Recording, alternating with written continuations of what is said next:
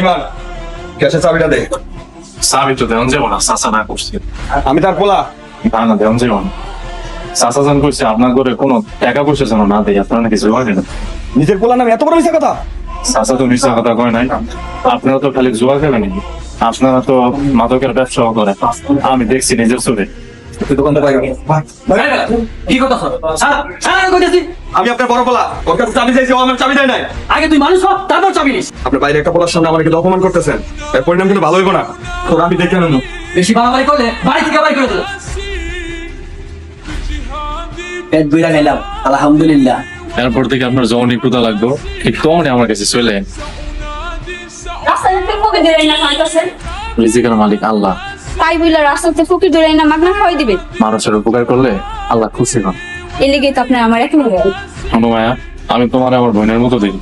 তুমি যদি এমন করার এই ধরনের কথা কও, তাহলে আমি কিন্তু এখান থেকে চলে যেতে বাধ্য হব।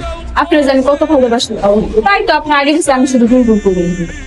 তুমি যদি না যাও তাহলে কিন্তু আমি চলে যাবো। যাইতেছি যাইতেছি।